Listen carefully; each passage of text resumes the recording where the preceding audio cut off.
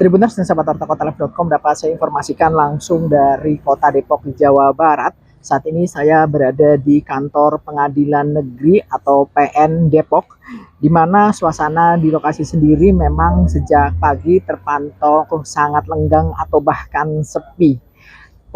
Tepat di posisi saya berdiri di depan gerbang PN Depok hanya ada beberapa orang dari pihak keamanan maupun security yang berjaga di sekitaran gerbang dan pos satpam. Memang sebelumnya dari Komisi Pemberantasan Korupsi atau KPK telah melakukan OTT atau operasi tangkap tangan, dan dalam OTT tersebut salah satu hakim, yakni Wakil Ketua PN Depok Bambang Setiawan, menjadi salah satu orang yang diamankan oleh KPK dalam OTT tersebut. Tak hanya Bambang, memang ada beberapa orang lainnya di mana OTT tersebut diduga kaitannya dengan perkara sengketa lahan yang sedang ditangani oleh PN Depok.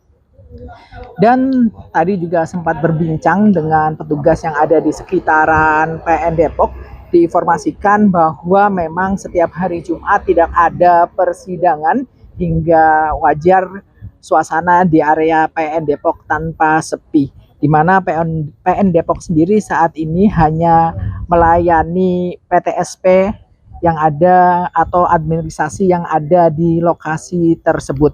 Tadi juga sempat meminta izin untuk memasuki area persidangan ataupun ruang-ruang persidangan, namun tidak dibolehkan. Dan hingga saat ini memang masih menunggu keterangan resmi dari pihak PN Depok terkait OTT yang dilakukan oleh KPK pada Selasa malam kemarin. Demikian yang bisa saya sampaikan langsung dari Depok, Jawa Barat.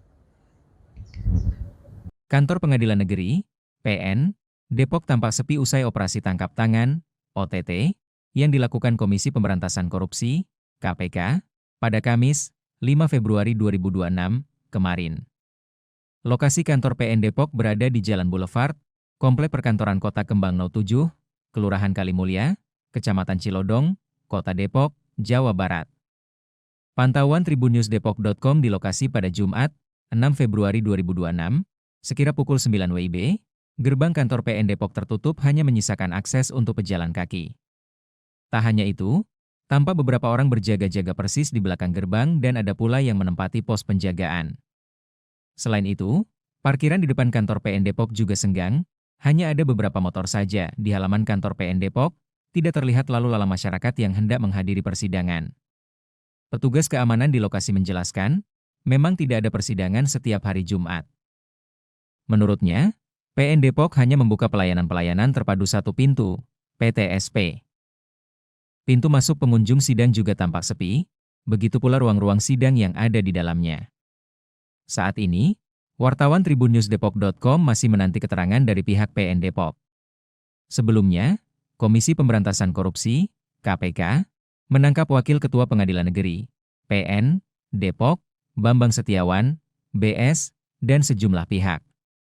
Penangkapan BS dan lainnya dilakukan dalam operasi tangkap tangan, OTT, yang dilakukan pada Kamis, 5 Februari 2026, malam kemarin.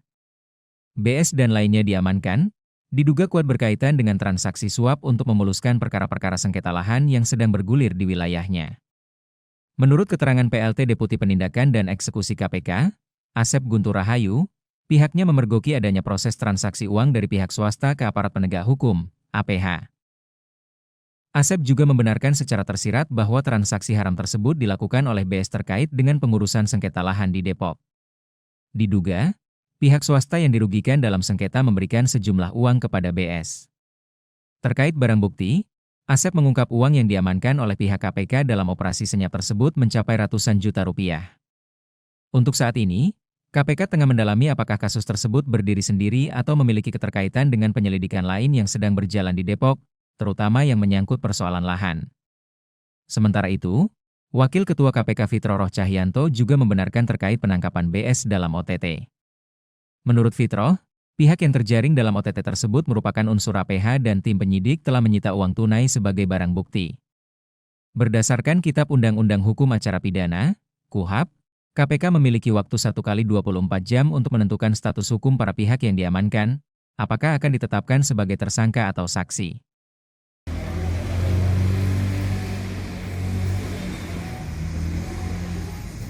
Jangan lupa subscribe ya.